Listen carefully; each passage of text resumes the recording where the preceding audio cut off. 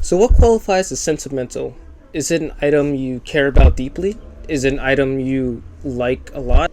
Or is it something you have a use or develop a bond with? If that's the case, then couldn't you qualify everything as sentimental? And at that point, you have a very broad definition with no meaning at all.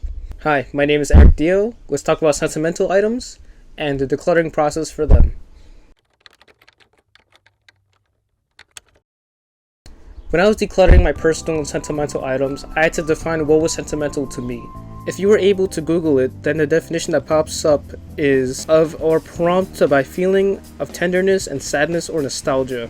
While I do agree with that statement, it's mostly because it does apply to items that bring up memories, whether good or bad. However, in my scenario, I just wanted to figure out what items I actually truly cared about and which items I would be okay with discarding or letting go.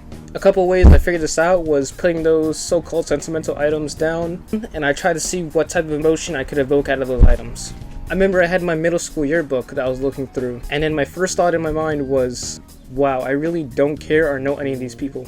I then proceeded to throw it away and just chuck it into the nearest trash bin. Then right before I put it in the trash, I hesitated. I hesitated because a yearbook is supposed to be something that's really special. You only get one of these in your life, so if I were to get rid of this, I would never have any chance of getting it back again.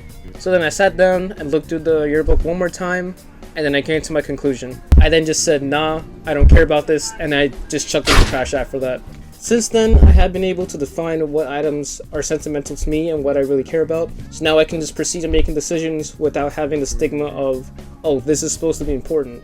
In a private survey I conducted with friends, family, and strangers, I asked them a simple question of, if your house is on fire, what are the top 3 things you're taking out of it? Excluding people and pets though. I got a good amount of responses. Some people said things like a laptop, books, money, or photo albums. Others chose items that are more important to them. Someone said headphones, a game console, or figurines.